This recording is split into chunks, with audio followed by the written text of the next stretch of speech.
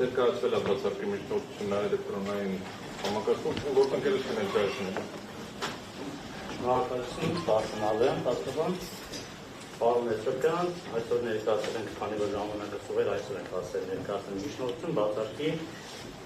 հանրային ծառայությունների կարգավորող հանձնաժողովի նախագահ անդամ Էսրոկյանի բացառք հայտնելու վերաբերյալ միջնորդություն, անգամ մեկ անդամների մոտ արկա է, թե ոչ, միջնորդությունը ծանոթացել եմ։ Եթե չեն փոխանցել, մեկ օրինական օրինակ փոխանցենք հանձնների, փոխանցել։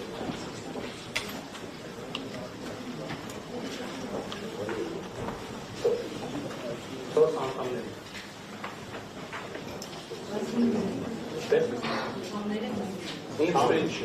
Քանի որ միջնորդությանը վերաբերում է պարոն Էսրոկյանին, պատասխանատվության հաստ պետք է կնեն անդամները, կարող եմ հարկիչ ներկայացնել միջնորդներ, ծավալուներ, 16 շրջաններ, կներեք ներկայացրեք այո։ Օրակարգը ուզում եք, լավ եկեք օրակարգը։ Այո, ես գործնական դա եմ ուզում առաջարկել, օրակարգը հաստատել, որպեսզի տրամաբանական լինի միջնորդությունը լսել։ Եթե այլ առաջարկություններ չկան, կան այլ առաջարկություններ։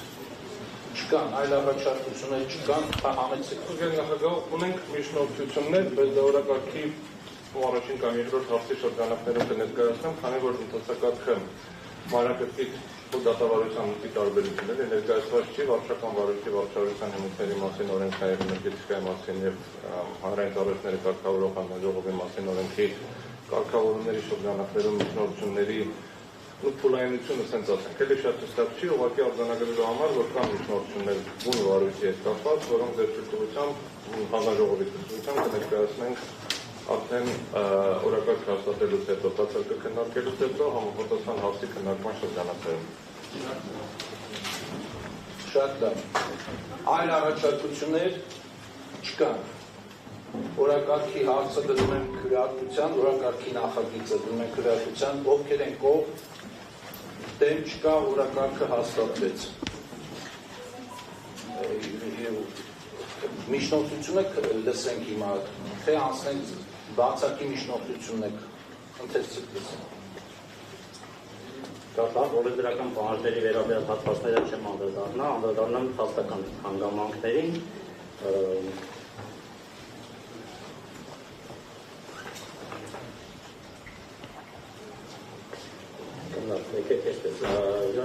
Սահմանության 57 հոդված առաջին մասի համաձայն յուրաքանչյուր ոք ունի վարչակազմի կողմից ենարշող գործերի անաչառ արտահայտի ողջունի ջանքերում ֆունկցիան իրավունք։ Վարչարության հիմունքների վարչական վարույթի մասին օրենքի 27 հոդված առաջին մասի դեպքի համաձայն վարույթի մասնակիցները կարող են գրավոր բացառք հայտնել վարչական վարույթի իրականացնող պաշտոնատար անձի, իսկ օրենքով նախատեսված դեպքում կոլեգիալ կազմով վարչական վարույթ իրականացնելիս կոլեգիալ կազմի ցանկացած անդամներ, եթե առկա են այլ հանգամանքներ, որոնք կկամեն գործի երկով տվյալ պաշտոնատար անձի կամ կոլեգիալ կազմի անդամի ուղղակիորեն կամ անուղղակիորեն շարքավորված լինելու մասին կամ կասկած են հասցնում տվյալ գործի առնչությամբ նրա անհրաժեշտության նկատմամբ։ Նույն հոդվածի 4 մասի համաձայն բացառքի վերաբերյալ որոշումը պետք է ընդունվի ոչ ուշքան բացառքը հայտնելու օրվան հաջորդող աշխատանքային օրվան ընթացքում։ Բացառքի վերաբերյալ վերջնական որոշումն ընդունվել է կոլեգիալ կազմը վարչական վարույթի իրականացնելու դեպքում համապատասխան կոլեգիալ մարմինը տարիների պարզ մեծամասնությամբ։ Այդ դեպքում քվեարկությանը չի մասնակցում կոլեգիալ կազմի այն անդամը, ում դեմ բացառք է ներկայացվել։ Վերաբերյալ երախակումներից կարող է եզրանգել, որ տրամադրությամբ երաշխավորում է յուրաքանչյուր անձի պատշաճ